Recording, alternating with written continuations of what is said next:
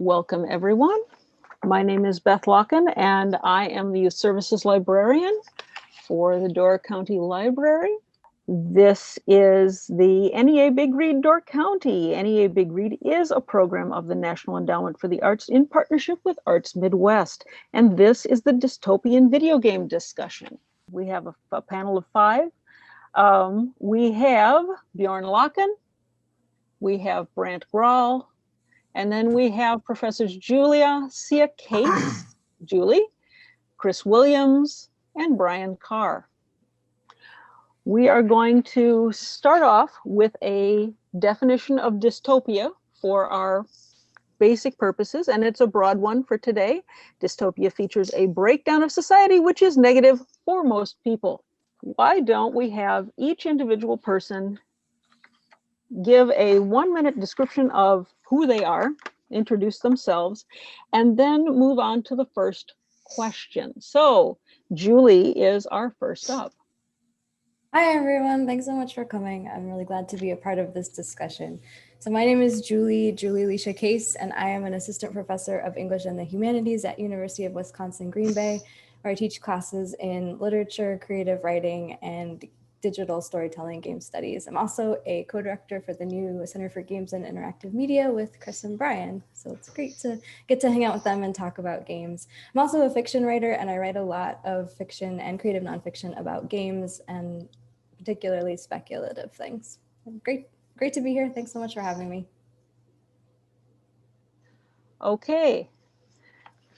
So Bjorn, tell everybody about yourself for a moment. All right then.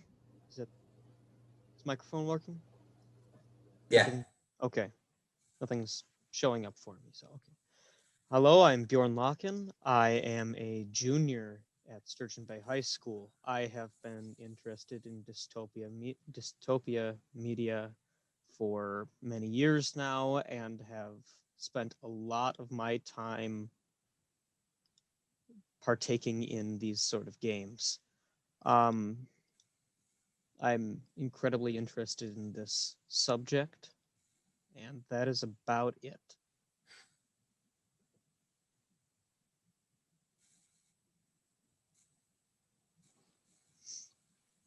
Okay. Brian, if you would like to introduce yourself, and why is Brian muted? Hold on.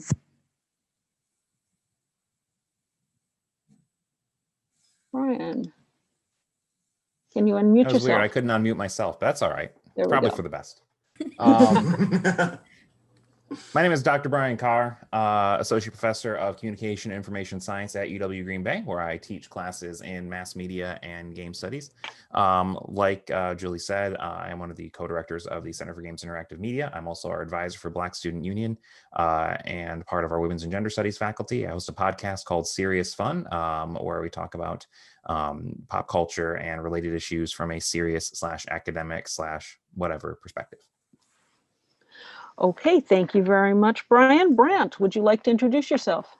Hi there. I'm Brant. I am a freshman at NWTC. I have been, like Bjorn, I am not a professor, but I have been very interested in dystopia and science fiction for a very long time. I am an amateur writer and game designer, as well as programmer. I have developed many small games and prototypes throughout my time.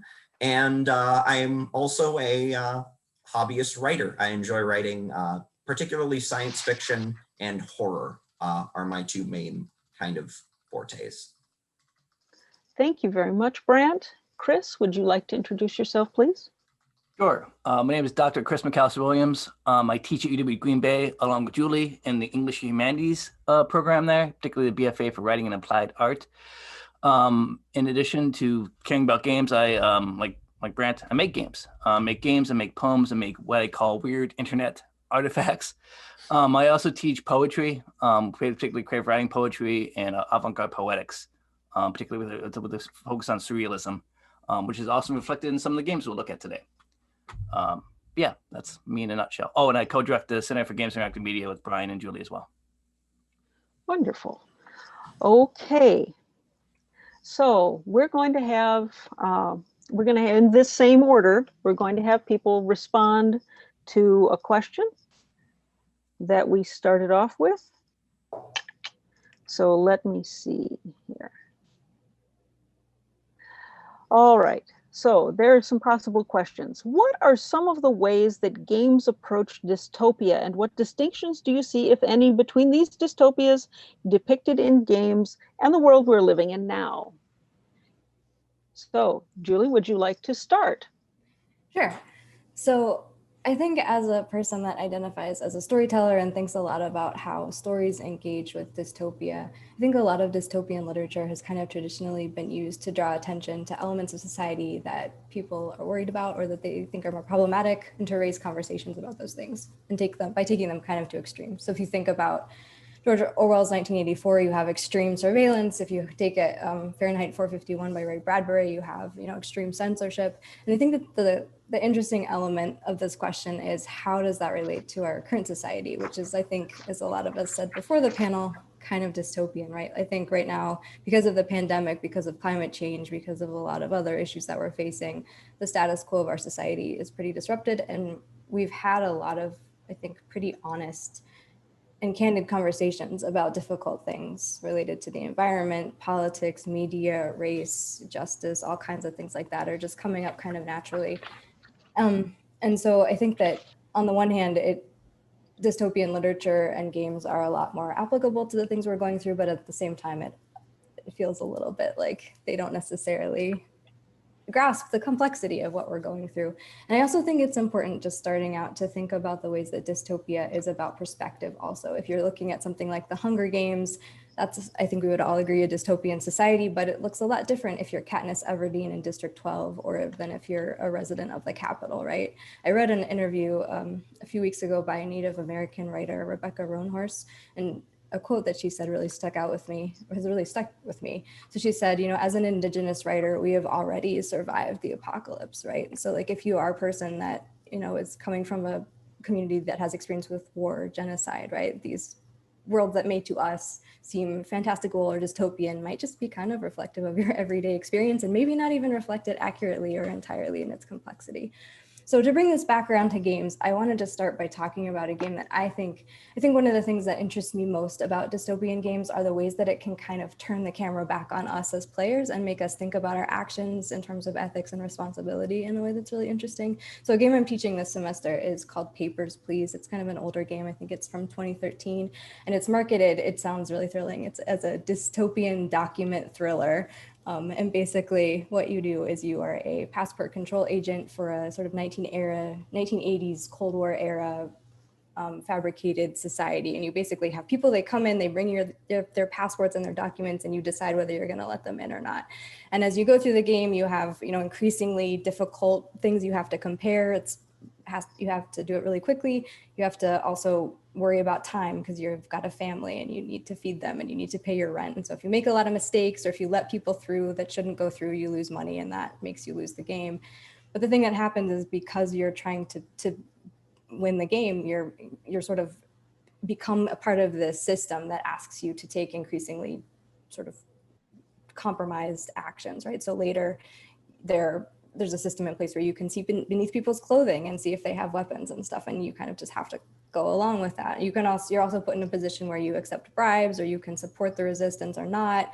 So it really asks you to think about the ways that you as an individual can be part of these dystopian systems and help perpetuate them, or how even fighting against them can really run at odds with survival. And it makes you think, I think, as a player, about just how easy it is as an individual to be involved and invested in dystopian systems, even if you may not necessarily agree with them, but because of issues like survival and just trying to make a living. Anyway, I'll stop there. So thanks. Okay, fantastic. Thank you very much, Julie. Okay, Bjorn, would you like to take it next? I guess so. That was incredibly eloquent right there. Eloquent. Yeah, that took a lot of the ideas and phrases right out of my mouth there. That was quite good. I would have to say, when it comes to ways that games have approached dystopia, at least the ones that I have ran into, fell over my words there.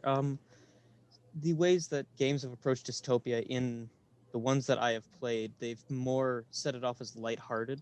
That's most likely just how the types of games that I've played. Yet playing off total societal collapse and constant brutality and just prejudice against everybody around, just around you is played off kind of for laughs, or so that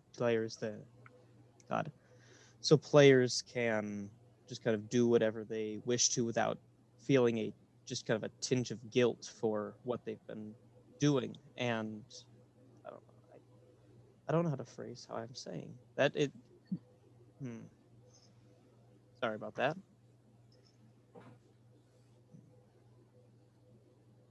It might be a good idea to move on.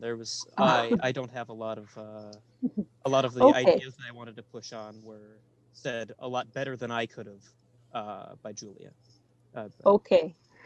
Thank you, Bjorn. Bryan, would you like to take it next? Sure.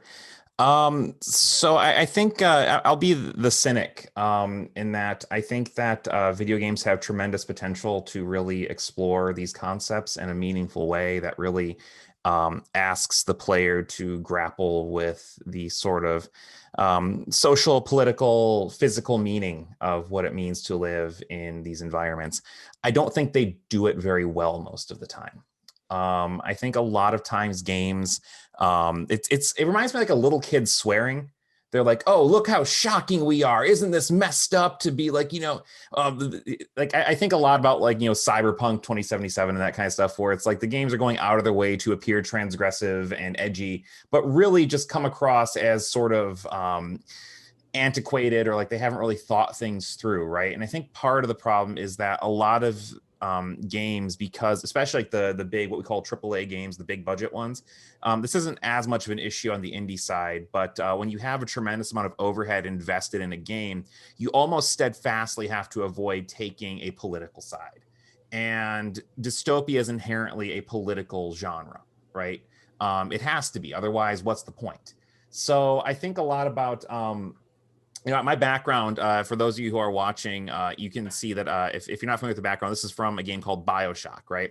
And the first BioShock game was trying to be both a sort of critique of game design in terms of like what it gives the player freedom to do, which it did moderately well up until the end, versus also a critique of the Ayn Rand philosophy of objectivism, right? The idea basically being that a really wealthy industrialist wanted in his view, a utopia where, like an objectivist utopia where people could go unfettered by morality, unfettered by, and just sort of be their most brilliant artistic or scientific or whatever self, builds a big city under the sea, everything goes to hell, and then you're exploring it and seeing the aftermath of that. And that was probably the closest that series got to actually trying to take a stand on anything, but it was more arguing with the philosophy than really looking at systematic and ongoing issues. By the time they got to the third game in the series, BioShock Infinite, which is essentially trying to grapple with the history of America in terms of racism, in terms of militarism, and that kind of thing, they put you in this sort of like floating racist Disneyland that basically kind of like celebrates and venerates the founding fathers as more gods than humans and that kind of thing. And it's talking about like, well, look at this underclass and how people are treated differently based on race and that sort of thing. And aren't they the bad guys? But oh wait, these primarily people of color, freedom fighters who are the underclass who have been subjugated, violently abused, attacked, etc. They're fighting back and they're using violence. And aren't they just as bad as the oppressors? And it's like, no, like you very clearly set up a world in which they are justified. But because this game cost millions of dollars to make and had to turn a profit for a major studio, they can't bother offending anybody, right? So we have a situation where these games make these big artistic statements and explorations, but can't really follow through on them because of the economic imperative. Now, I think that's gotten better.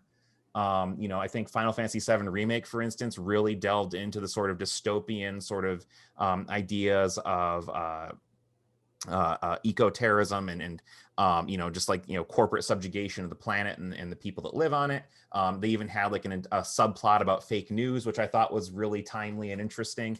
But that's also in a situation where people are going to buy that game regardless because it's a really popular brand. So like the financial stake isn't really as heavy there. I mean, I can go on some more about that, but just in general, I think, you know, games often really like to explore these ideas, but they don't really engage with them to a degree that I think really responsibly has to happen.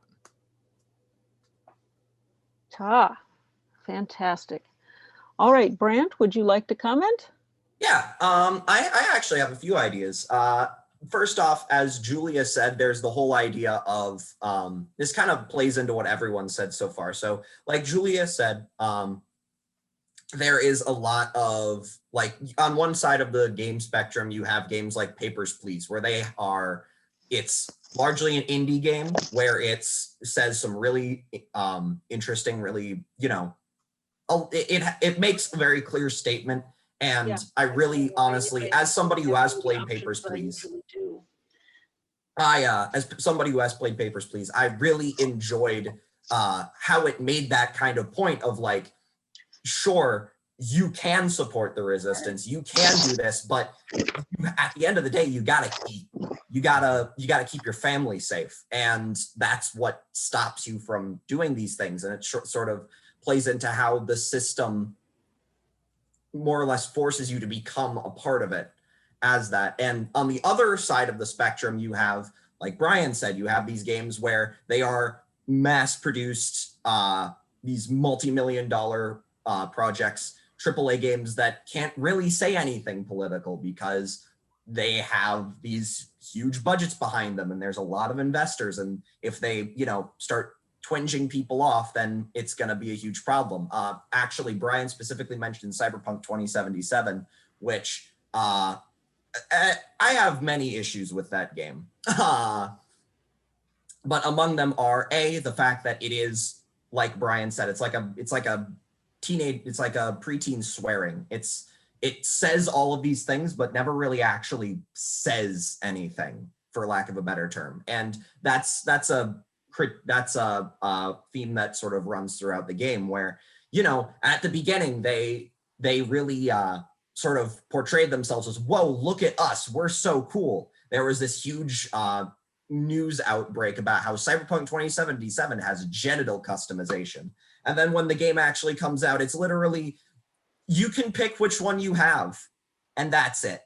As sort of a idea of where they promise these lofty goals and then they fall short of them because at the end of the day, it's just sort of a marketing ploy to drum up press. And I also feel like there's also another side to dystopian games where I feel like a large part of it is catharsis, where you have, because like Julia and Bryan and have said, we kind of do live in a dystopian world. We live in we talked about this before the panel. We live in a world where, yeah, our government has made us walk around wearing masks and quarantine because they put the profits of a chosen few above a global pandemic. We live in a world where all of these awful things regarding climate change and corporate greed, I mean, just look at Nestle, are happening. We live in a world where we have these huge racial problems that still aren't solved, even though we thought we solved them 3 times over again with the Civil War and the Civil Rights Movement. But the systemic oppression just keeps coming back. We have these problems that keep happening. And part of that, you just kind of want to have a catharsis because, like Julia said, it's the same kind of situation of Papers, Please, as what really can we do? Because at the end of the day, I bet a lot of us would really love to make some really big direct action, but we can't because we've got families to feed. We've got lives to live. We can't afford to really take these large, sweeping, bold, uncertain moves.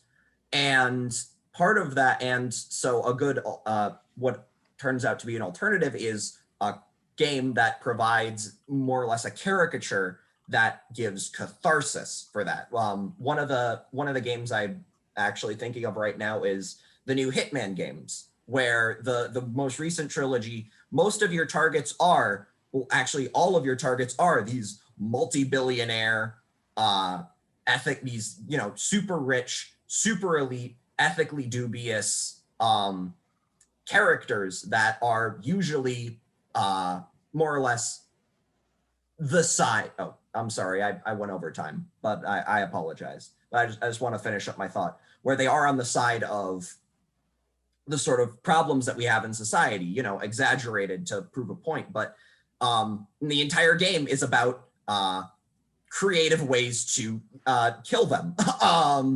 Coming up is being a hitman and coming up with creative ways to dispose of them without, you know, being caught. And I feel like that is a huge part, is that a lot of the time these games serve to provide a sort of catharsis as a way to lash out, which on one hand is good for it. It feels good, but on the other hand, it doesn't. It's kind of a bread and circuses type thing, where it makes you feel like you're doing something, but you're not actually. Wonderful, wonderful. So thank you, everybody. Let's see. Chris, you are next.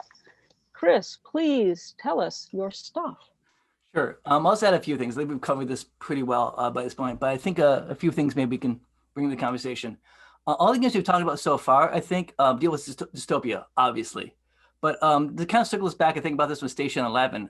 Station 11 is obviously a dystopia, but it also carries with us a post-apocalyptic society, right? Where society is being completely decimated in that book by the Georgian flu. I'm not going to give spoilers or anything, but you know, that's kind of the thing. So I think we haven't really talked about why post-apocalyptic dystopias are so appealing. I'm thinking here particularly about like games like Fallout, in which literally the world's been destroyed by fallout, by nuclear disasters, right? Perpetuated by humans. All those games, and there's several of them now that kind of are steeped in that approach towards the world.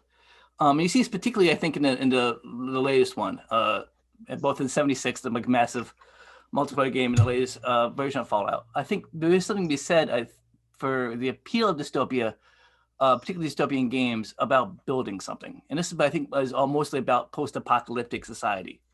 In Fallout, the game is not so most about, the game definitely deals with warring tribes, we'll call them, right? Factions that kind of rise up and strive for power struggle in that vacuum. But there's also crucially a building component to it. You can walk around, build these sort of stations, these points of civilization that is obviously building off. We talked about mechanics a little bit, but like people love doing this, and Minecraft is a clear example of that. But this is happening particularly in post-apocalyptic societies and dystopian video games.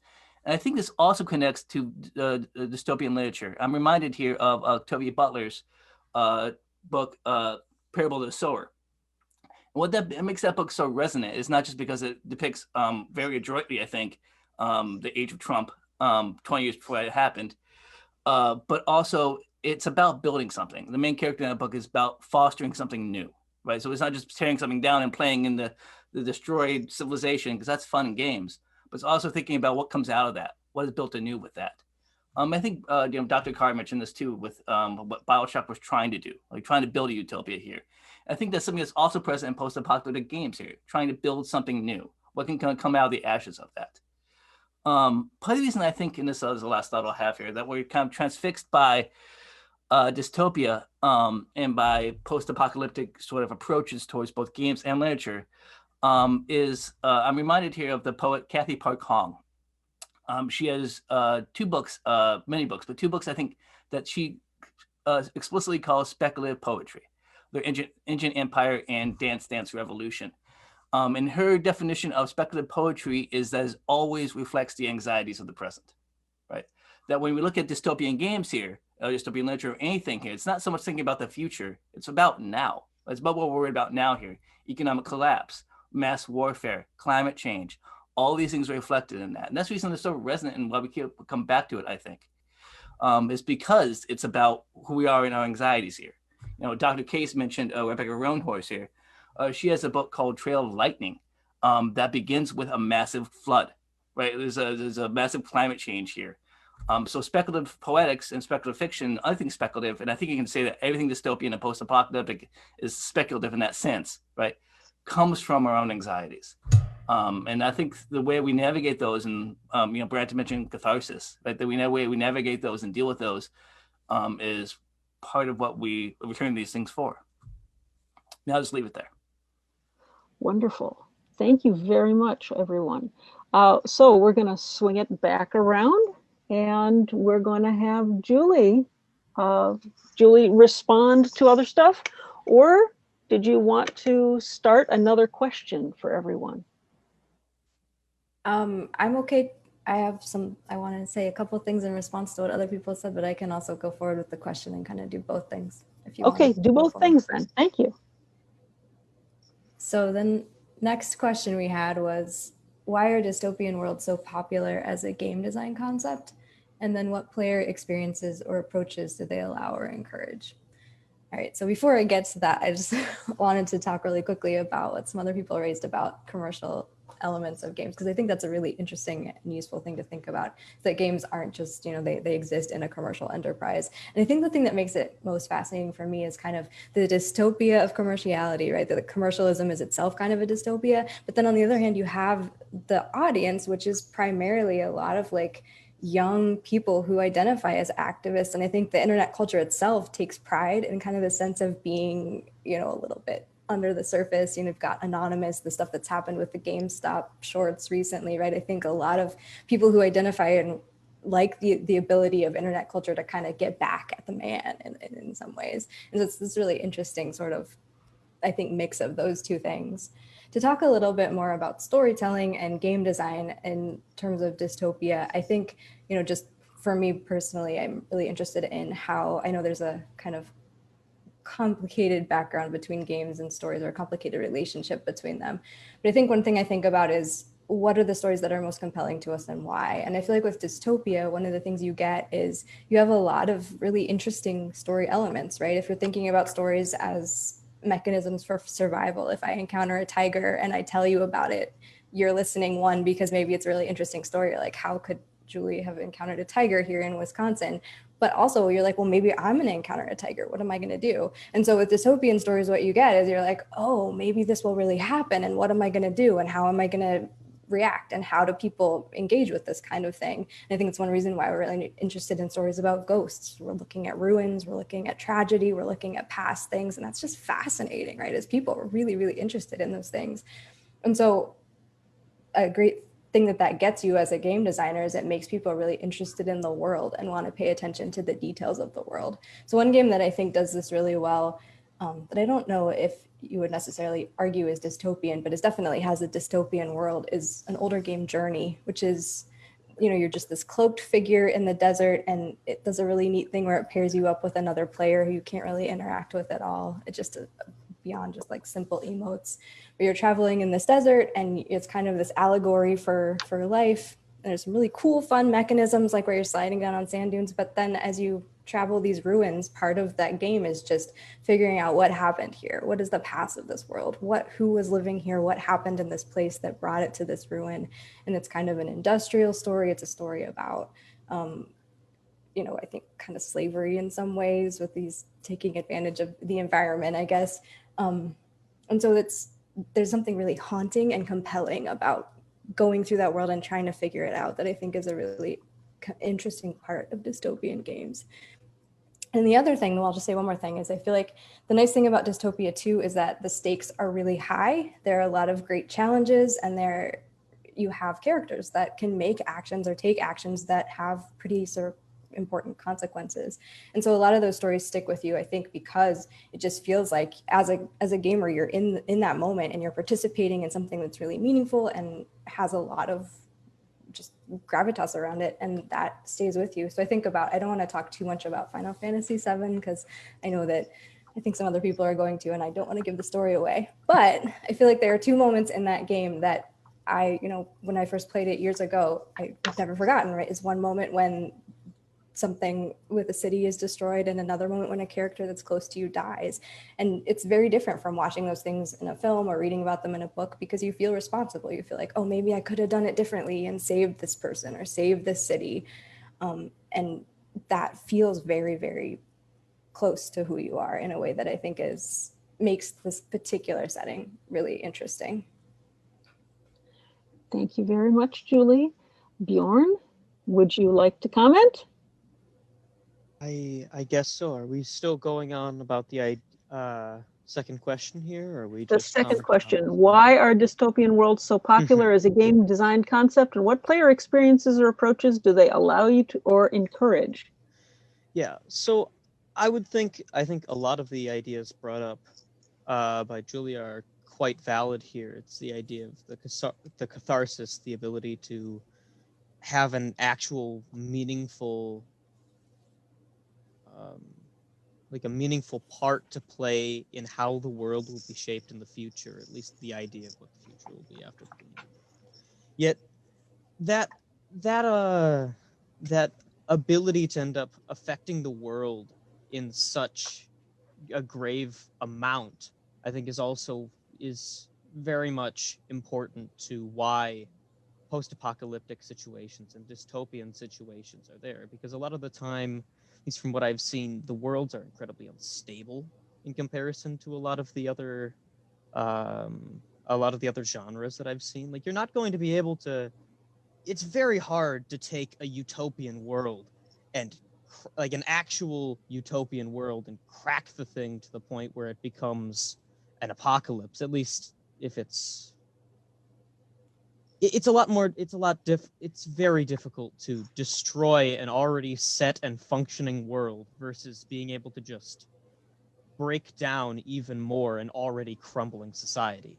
So the ability to end up having the power of, I guess to put it in, I think the power of life and death for this world is incredibly easy to play when it comes to a apocalyptic scenario, especially if it's an apocalypse where the player is able to harness, let's say, like a magical system or a high technology system, like something where it's like, aha, not only am I intrinsically just more powerful as the player, yet I'm also have the ability to use something that nobody else in this world has and corrupt it. There's a lot of ways to end up accentuating the power that the player can feel through a dystopia or an apocalyptic scenario, at least if it's combined with sci-fi or a magical thing or just along those lines.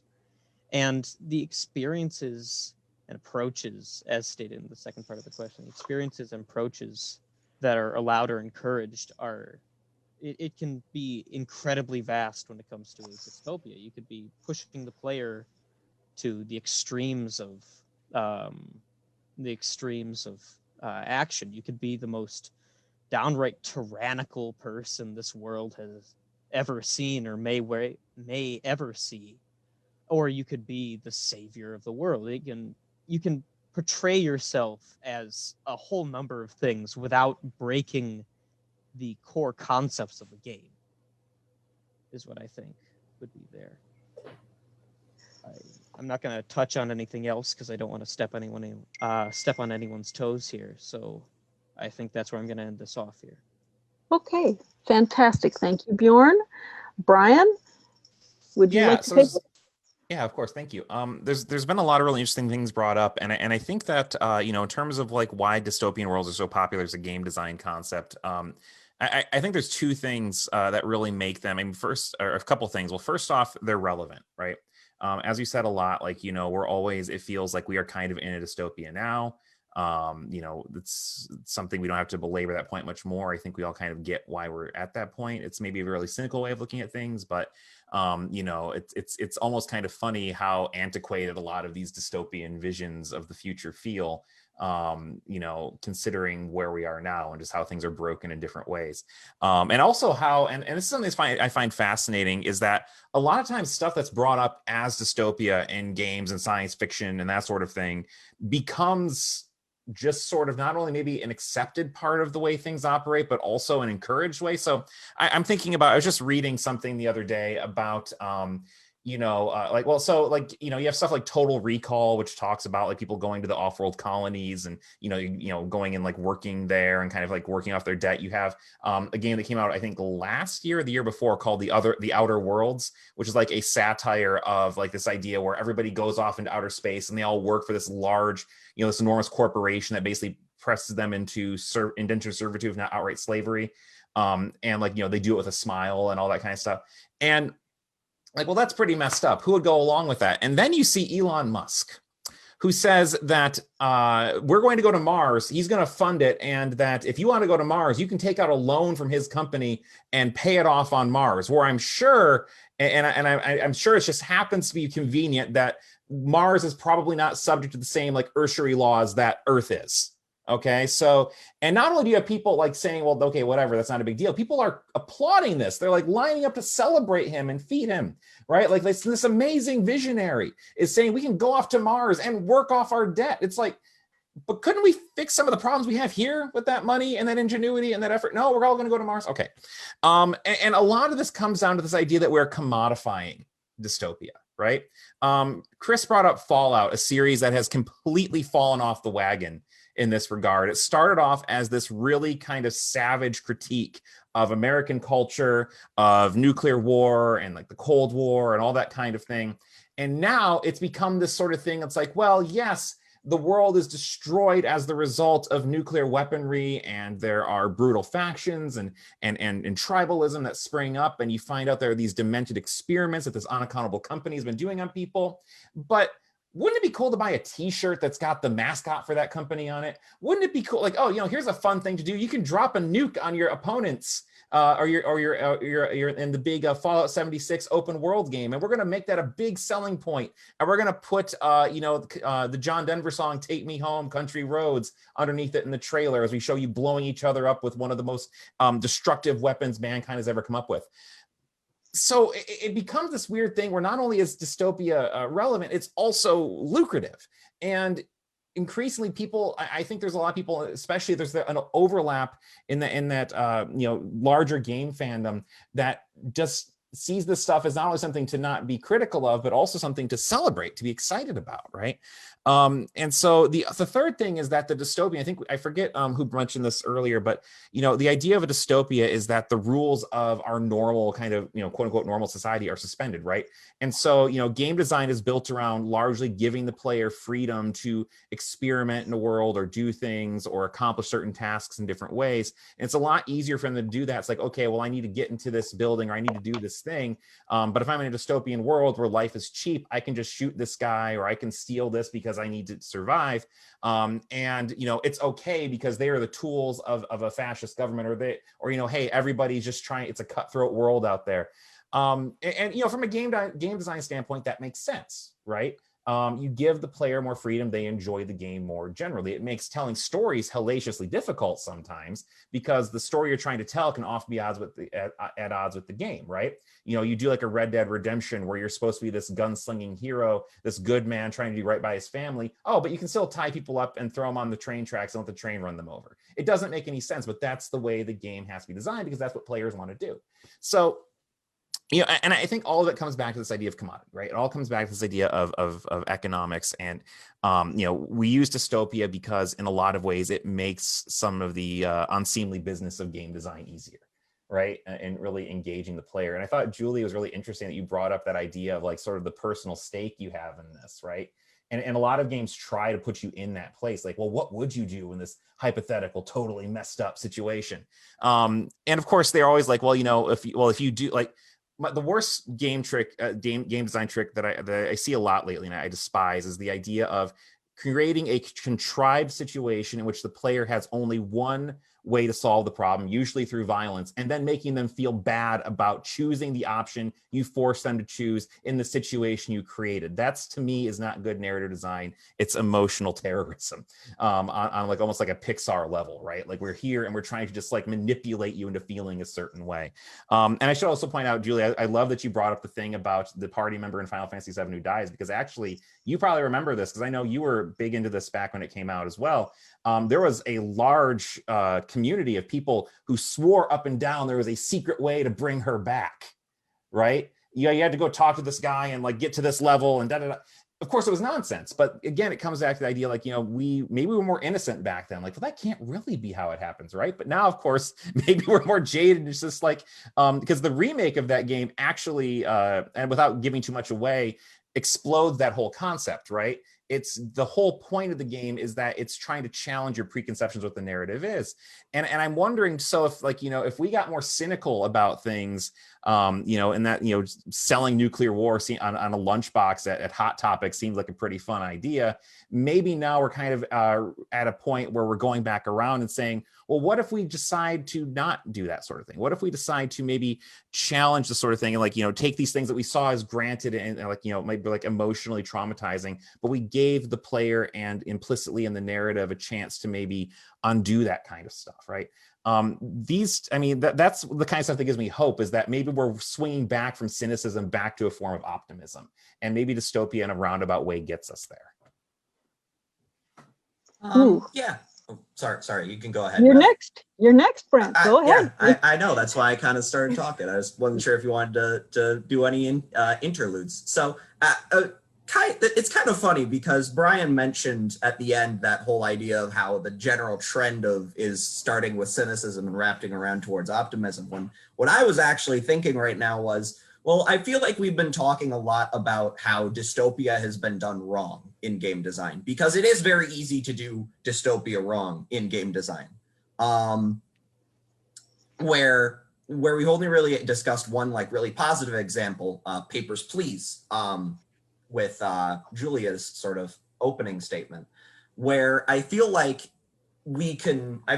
I wanted to talk about one of the games that I've personally very fond of that has done dystopia really right and very effectively for a very specific purpose, and that is Dark Souls. Dark Souls is, for those of you who are not aware, a game that is more or less less of a science fiction technological dystopia like you usually think of, and it's fantasy dystopia. It's a dystopia driven by magic. It's a dystopia driven by your sort of standard fantasy tropes where there's elves and dwarves and all these things, but viewed through that sort of darker lens. It is also a game that is punishingly, absurdly, and rather mimetically difficult. There's sort of a meme of where it's the Dark Souls of X, where it's a sort of shorthand for saying it's a really hard version of this. But when you actually look at Dark Souls and you play Dark Souls, you see a sort of commentary where you take this, it starts out as this game that's punishingly awful. It's this grim dark, like everything's trash, the world is destroying, the age of darkness is upon us. But when you actually play the game, you realize that they're taking a dystopia and using it as a way of cultivating hope.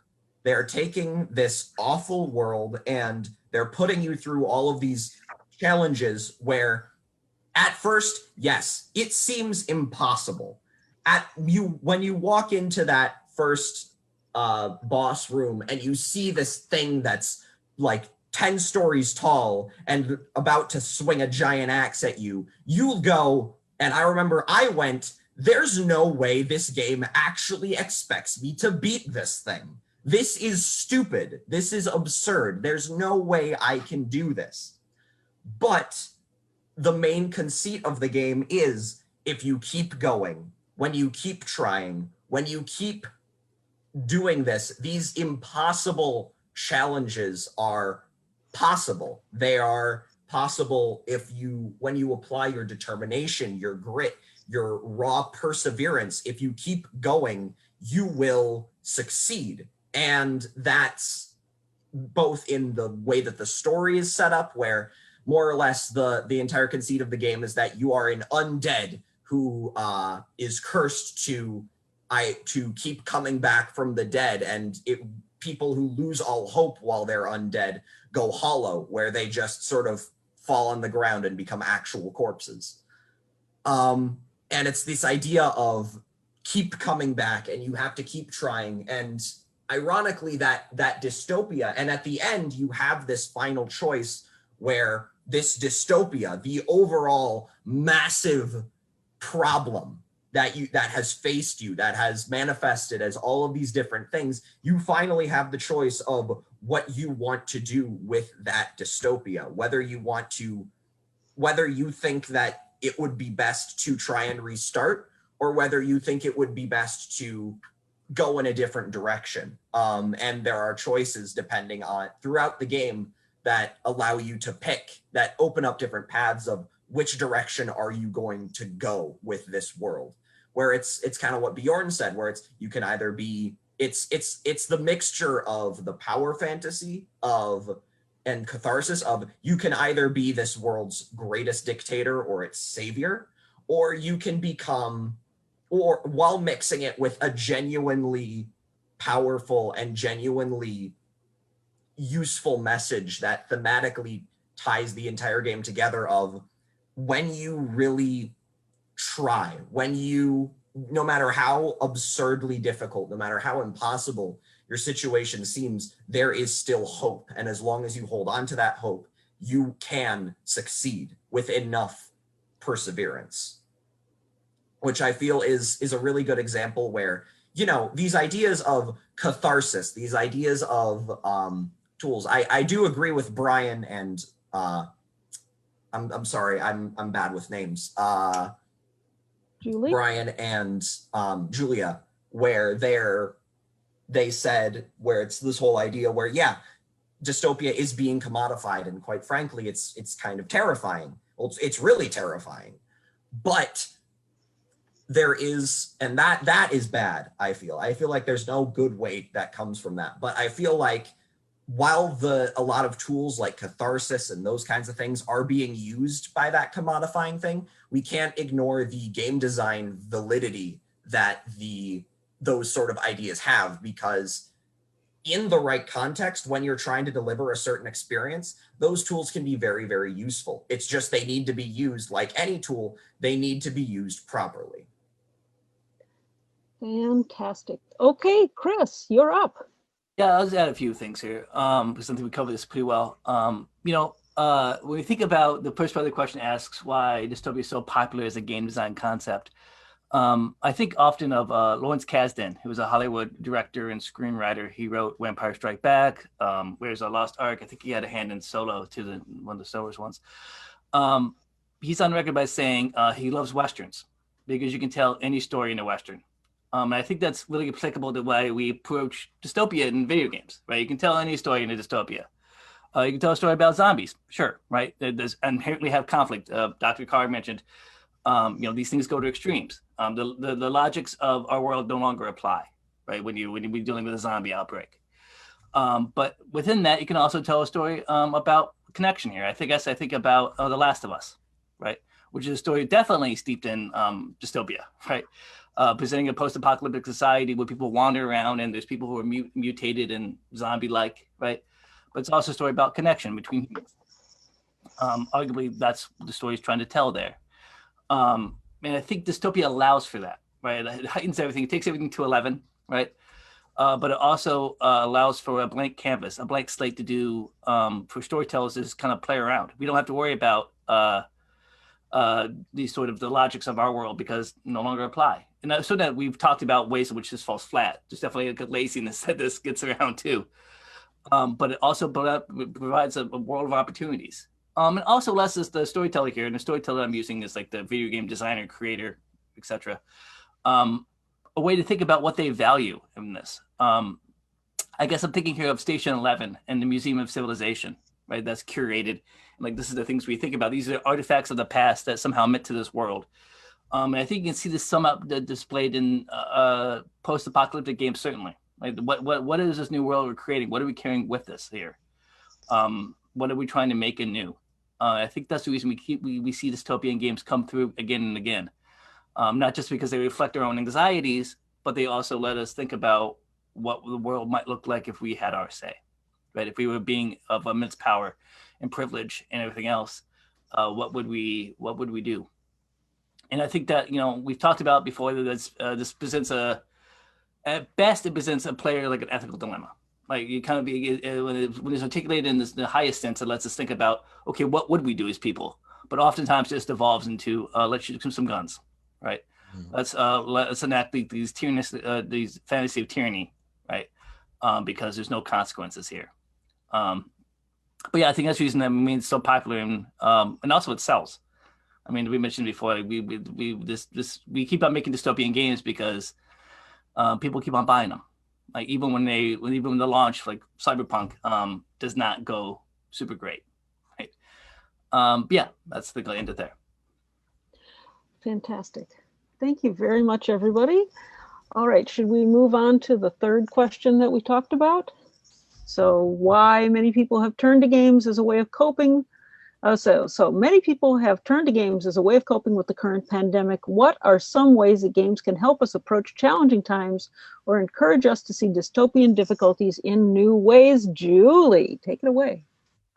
I'm really interested in some of the ideas that you all have brought up about cynicism in relationship to dystopia and how games tend to encourage people to kind of take a perspective that's accepting, but also like cynical. And I think one of the things that this makes you think about is just how I think games as a medium have been dismissed for a really long time. And it's only more recently that they're being regarded more or being taken more seriously, right? For a long time, I think gamers were told, oh, you're just wasting time. You're escaping from the real world. You're living in your mom's basement, like blah, blah, blah. And we haven't been able to talk about these things in academic settings or even like panels like this, which are great. And so I'm interested, if games have taught, or helped people kind of express the sense of powerlessness, which can be sort of expressed only through cynicism, is if there are other ways that games can kind of help us to grow, like Chris pointed out, right? Like how can games help us to move beyond cynicism to healing or to something else? And I think for me, one of the things that I've thought about a lot just during the pandemic is the way that games can foster community and have helped me just connect to people, and especially people that I wouldn't never have met or talked to otherwise. I think that's something that's really, really amazing about just gaming in general. So I'm working on a novel right now that's about a game kind of like World of Warcraft. So I play way too much World of Warcraft, which is in itself kind of a dystopian society, even though it's fantastical. So I mean, it's the World of Warcraft. So there's a lot of war just constantly, a lot of people who want power and are willing to go great lengths to get it. There was an expansion called Cataclysm, which was, I think, basically a metaphor for climate change, if climate change were a giant black dragon that came and destroyed things. And the most recent expansion, which came out this fall, is Shadowlands, which is about the afterlife. Gaming is all about dying and rebirth. And so here finally it's exploring what the afterlife looks like. And it turns out that is also really not going well. There's a lot of people trying to take control and mess up that also. But the thing that I've loved about this game is that even though it kind of the storyline itself sort of promotes this idea of you're the one person here to save the day. The thing that's weird about that is that the game, you can't do anything unless you're working with a group of people, right? And you have to talk over your headsets. It takes a lot of coordination, a lot of practice, a lot of planning. And it's a really cool way to just meet people and work on achieving a goal together collectively. That's just super rewarding and fun. So the group I play with are all people I met online. I've never met them in person. They're from all over the place. Some of them are from Canada, Brazil, Singapore, just everywhere.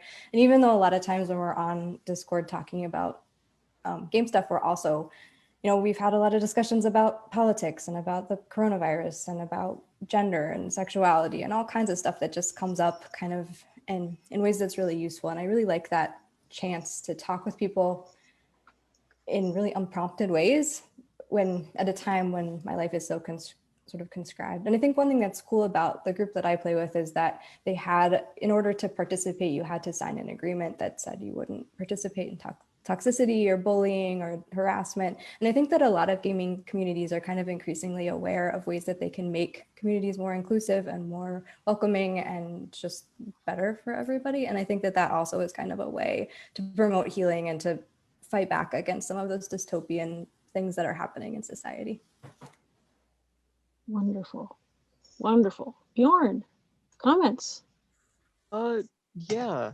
Third question here, I guess. When it comes to the coping ability of video games as a whole, when it comes to this pandemic, I think it's both a community that's fostered by it as well as the escapism that it allows. I mean, like everybody is dealing with their own life at the moment. Everybody is dealing with their own set of challenges, and to end up having a world where you can jump into where those challenges may not be expressed at all, like you don't have to think about it. You can deal with that when you feel that you have the ability to deal with that. Yet for now, you're fighting the dragon. For now, you're taking over the castle. For now, you are helping the kingdom regrow, instead of having to deal with the loss of a loss of family, or a loss of friends, or a destruction of the way things are working around you. You can just sit and play a part that actually, at least in your mind, it might actually matter to the people on the screen. You are helping somebody. You have the ability to focus your efforts to do good. Even if you aren't able to do that in your day-to-day, you can make a difference. And I think that's something that games as a whole really express quite well, is the ability to do something, to be able to change something for the better, for worse, that you would never be able to do usually. The escapism that allows for. I think that's generally about what I'm going to say here. Fantastic. Thank you very much, Bjorn. Okay, Bryan. Yeah, so this is an interesting one because I think there's multiple ways you can approach this question, right? One of the things that was fascinating about this past year was how many people turned to the game Animal Crossing as a means of not only social reconnection with their friends at a time, and their family and their loved ones at a time when they couldn't really do it. I mean, you had a lot of people who might have been like separated, like, okay, I can't leave my country, but my fiance or somebody's over in another country, so now we can get together in Animal Crossing and connect and that sort of thing. So that's one of the big things, is that games do offer that social outlet, as Julie was talking about as well. And of course, Animal Crossing being this cute, fun, plastic world where everything is fun and nothing can hurt you, really was a nice sort of thing where, except for those wasps, like you're just trying to chop down a tree and they just land on your head and it's the worst. Anyway, so that was one thing I thought was kind of interesting. But I think, Jane McGonigal, who's a game designer herself, as well as an academic, she talks about this idea in her book, Reality is Broken. The basic fundamental principle of this is that, our lives really, we think about like why we are unfulfilled, why we're unhappy in our jobs and our schooling, that kind of stuff. A lot of it has to do with the fact that when we put all this effort and energy into the world, we don't really get anything back, right? And what games provide is the idea of satisfying work. Okay. And I think, like that, I do something and I get this reward, right? So I play, if I join Julie's guild in World of Warcraft, and we go fight, I don't know, whatever big monster guy, the fire guy, I don't know, whatever, doesn't matter. You fight this guy, you get the armor, you get the weapons, and your character improves, right? Or you level up, or you get new abilities, right? So the effort and the time you put in pays off in some direct way. And in a time when many of us are trying to struggle to find that meaning, right, where the days start to kind of blend together, where we're working from home, and like, home is work and work is home, and home is also vacation, home is also everything else, and everything just starts to blend together. Like when you forget what day it is, having a thing where it's like, okay, if I do this, this achievement unlocks, or if I do this, I get this next part of a story or something like that, provides structure and I think a reward and a balance that is really, really helpful as a coping mechanism, right? I've talked with a friend of mine, and he was very skeptical when I told him this, but, I told him, like, for a while I was like, I would wake up, my cats would get me up early every morning because they're cats. They decide they want to eat at like 5 a.m. And so if I'm already up, I'm like, I'm going to play some Call of Duty before I start the day. And it becomes like a Zen thing. I use this to sort of think about things because, the material action of me pushing buttons and doing things becomes something that allows me to sort of clear my head and also think and kind of reorient myself and prepare for the day. And my friend's like, how could Call of Duty be Zen? I'm like, just trust me. Everybody's got their own thing. You want to meditate, you do that. I'm going to go blow people up. But the other thing I think is really interesting about this, and I want to build off of what Bjorn was saying, is that in a world that seems very arbitrary and cruel and capricious, and again, like tying back to this idea that dystopia kind of creeps in around the edges into our reality, games, I think there's something really valuable in those games that really evoke a sense of goodness and heroism, right? And there are two that I'm thinking of right now. So one of my favorites of last year, because full disclosure, I am about the biggest Spider-Man, like the easiest mark for Spider-Man in the world, right? Ditto for Miles, especially for Miles Morales. And so they gave Miles Morales his own game. And the game is entirely just about, you are the neighborhood Spider-Man. You are trying to help people. You are rescuing their cats. You are helping them find out like why the bodega isn't getting their shipment of food. And ultimately you find out that a large company is coming in and trying to not only sort of like gentrify Harlem, but also trying to use it as like everybody as a guinea pig for this untested, unstable form of energy. And the whole reason that they're doing this is that, well, if it goes wrong and blows up, nobody's going to care about the people who live here. And there's something inherently cruel about that, but you get to push back against that. You get to push back against this very real sort of, sensation. Like, if you look at like, when we talk about like how corporations come in and they will pollute and do that sort of thing, and they'll do it in like low-income neighborhoods or places that are not considered part of the quote-unquote mainstream society, because they think they can just get away with it, and they often do. It's nice to be in a game to be able, okay, I'm going to use my spider powers and my venom sting, I'm going to just like punch that in the face, right? And that's really rewarding, and it gives you the sort of, even though you're not actually doing anything, it's nice to know, like, and that's really why those kind of stories resonate in the first place, right? It's kind of like the opposite of a dystopia, and you sort of celebrate the community and the connections that you have with the people there. And it's really like the best parts of that game are just like, hey, I'm meeting the people in my neighborhood. I'm helping them with their problems. I'm learning about them, and I'm understanding like this sense of identity and commonality we have. And there's something really beautiful about that. The other is Yakuza Like a Dragon. I'm a huge fan of the Yakuza games. Basically, you often play as somebody who was part of the Japanese mafia, but then often is kicked out or sort of operating in the fringes of it. But what's really interesting about this current one is that it's really fundamentally about those sort of class imbalances and the sort of like heavy stratification of society, and how you sort of like start off in kind of like that middle tier, but you sort of like through a twist of fate are down in kind of like the lower levels, and kind of like seeing how and trying to understand like why are people homeless, why like how why are there like two systems of justice for different kinds of people, and that kind of thing. But so much of those games, and what I love about them, is that you are fundamentally a good-hearted, decent person, and while you're going off in this like big gripping crime melodrama trying to find out these mysteries and this conspiracy and that sort of thing, you're also just helping people. Like, okay, here's a guy who is struggling because he has a new baby and his wife is mad at him, and he's worried about being a good dad, so you help him with that, right?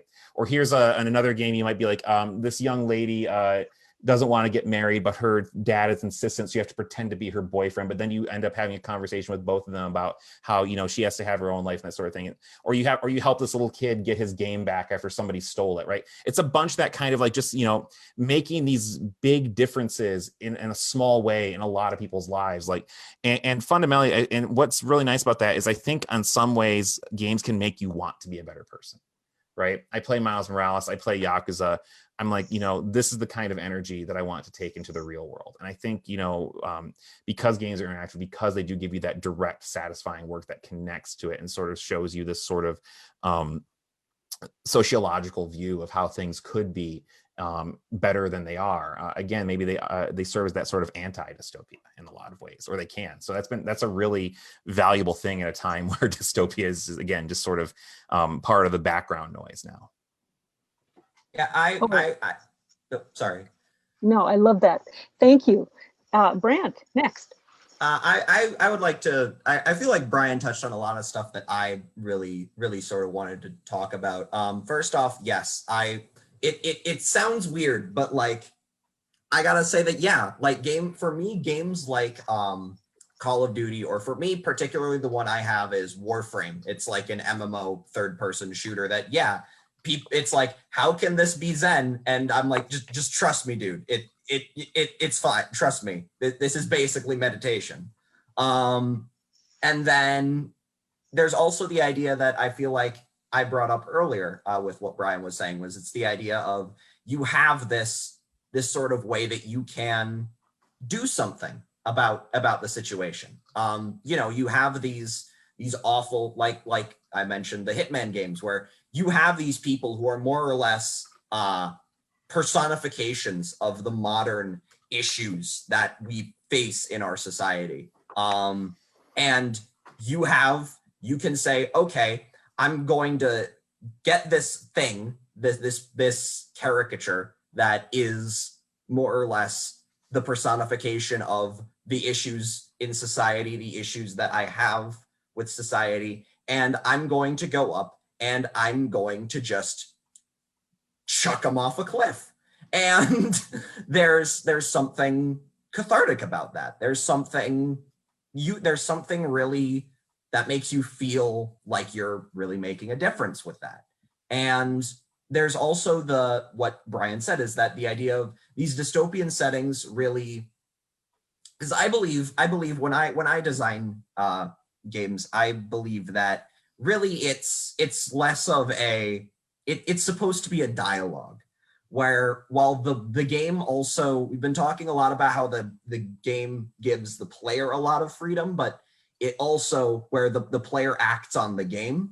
But I feel like it's also really important for the game to really use its systems to induce a feeling in the player, which can be very effective for both good, bad purposes. Like I believe Bryan also mentioned that sort of emotional terrorism, where they make you do something and then make you feel bad about it. It can be used badly, but it can also be used well. Like he mentioned, there's Miles Morales, where you genuinely feel like you are, it gives you that experience of being the friendly neighborhood Spider-Man. That is the experience that you feel. You feel like a better person. Or like I mentioned earlier, Dark Souls, it gives you the feel, it uses its systems in conjunction with each other to make you feel like you are to give you that sense of hope, to give you that sense of, okay, I'm going to persevere. I'm going to keep going.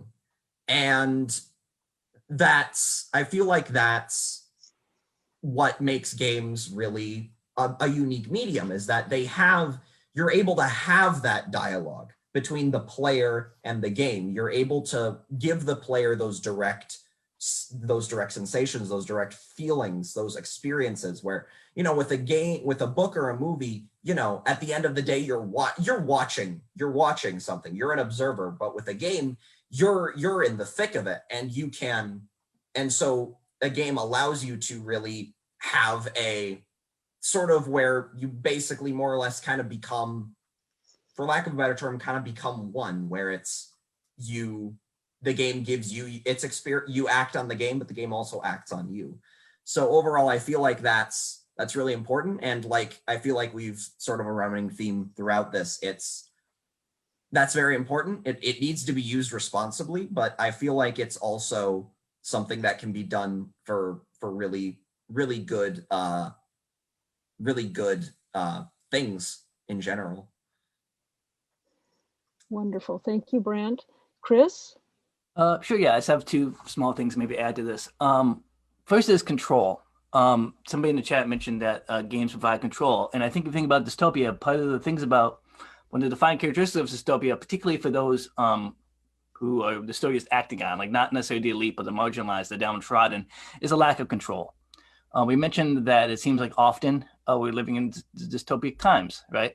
For those of this pandemic, like we don't have control. We don't have control of how this virus is spreading, don't have control of anything like that, right? So what games do then is allow us to have a measure of control over our lives. I'm thinking here about the game Stardew Valley, which is very similar to Animal Crossing. My partner plays a ton of it. Part of what she appreciates about it is that in Stardew Valley, you manage a farm, right? You tend to your cows, you tend to your corn, you meet the townspeople. So what you have to worry about then is, hey, I need to water my crops. Hey, I need to go find a mushroom, right? These seemingly kind of small things, they're kind of like an Animal Crossing, that you can enact control over. I can do this. I can't do anything else, but this is what I can do. Right? This is something I think what Bryan was saying with that. I think also both with Animal Crossing and the Stardew Valley is that these games, they have things to do, but there's not really an end state. Right? It's not saying like, hey, here's the ultimate mission of this. It's rather than, hey, the mission of this is to explore, to grow a giant watermelon, right? To decorate your house so people come visit, to make a bunch of money in the turnip market or whatever it is. Like, those are the goals, but it's not necessarily this overarching huge thing. You don't have to save the world. You just have to, you know, make sure your house looks great, right? Win the egg hunt and start a valley. Like, these things, objectives you can achieve. So I think it's one of the reasons that we turn to games, particularly when we think about dystopia. The other reason, I think we've touched on this before, is empathy. I know Dr. Case thinks a lot about games with empathy and what games can do to kind of cultivate empathy. I think we've talked a lot about that too. With, like Bryan was talking about Miles Morales. What you're talking about there, I think, is practicing empathy for people, right? Thinking about how to help the bodega owner. Like, what is that person's life? Games allows us to do that, which is something that's often missing from dystopic realities, right? Empathy is not present, simply because survival becomes the watchword there, right? I'm thinking about other games that do this though too. For me, there's a huge one called Kind Words, in which the whole game is just to write nice letters to people.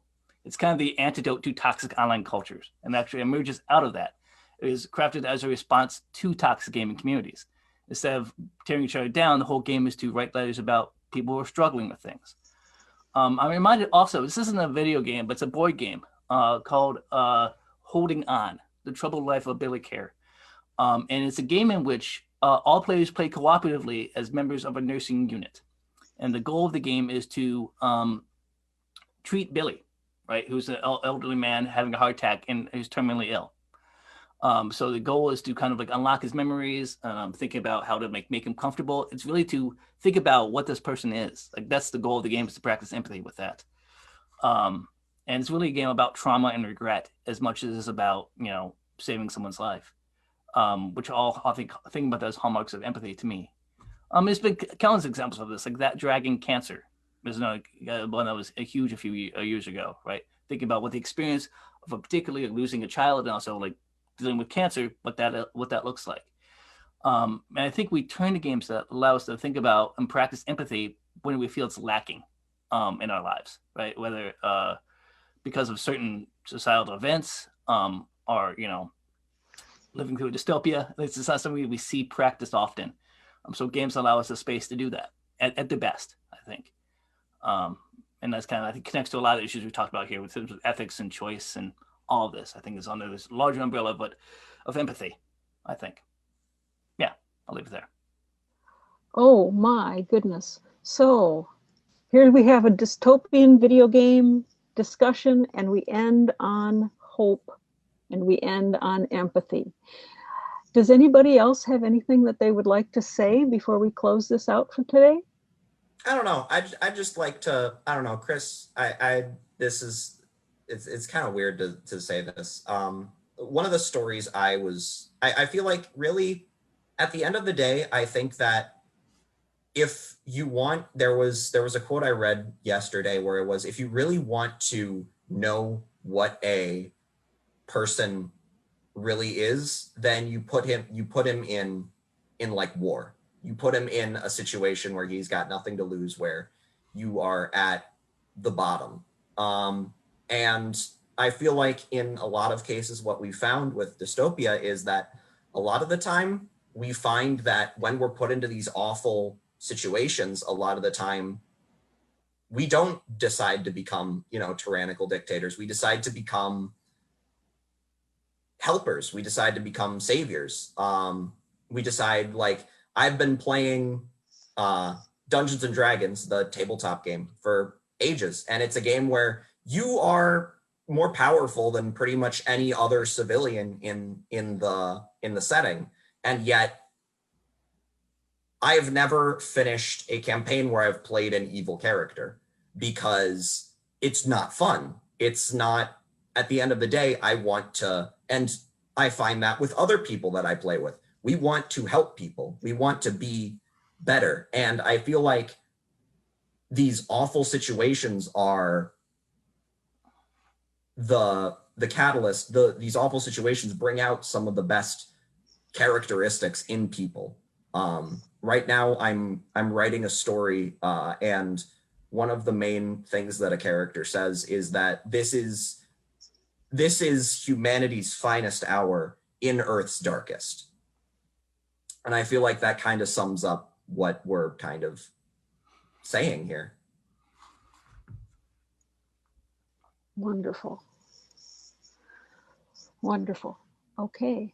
So, does anybody else have anything that they would like to say for closing? Video games are Alright. fun. Go play some. Video games are fun. Go play some. Video Absolutely. games. Yeah. Yeah. Subscribe to my YouTube channel. Oh, for crying out loud. All right. Quickly. So, this Click the has bell. been- Like. This has been the panel on dystopian video games. Thank you very much for coming. To all of the participants, the professors, as well as our local teens. So be sure to join us at several book discussions and other programs that will be going on over the next 2 weeks. So you can find the information about those programs on the library's calendar of events. You can also find them on the doorcountyreads.org page, which is where all of the information, including all of the details that can be found in the brochure. Bjorn, do you happen to have the brochure that you can show people? Oh, we have a brochure that you can pick up at any of the libraries. All of this information is also found on the website. So our next event happens tomorrow on Monday when Kagan Harenga, a program director and naturalist at Crossroads at Big Creek, will present the nature and the arts in Station 11. All of the Zoom codes that you need for all of these are going to be both on the doorcountyreads.org page, which is for the NEA Big Read. There's the information in the brochure, and also on doorcountylibrary.org in our calendar of events. Thank you all so very, very much for taking your time to do this for us today. And thank you for the folks who stayed and listened.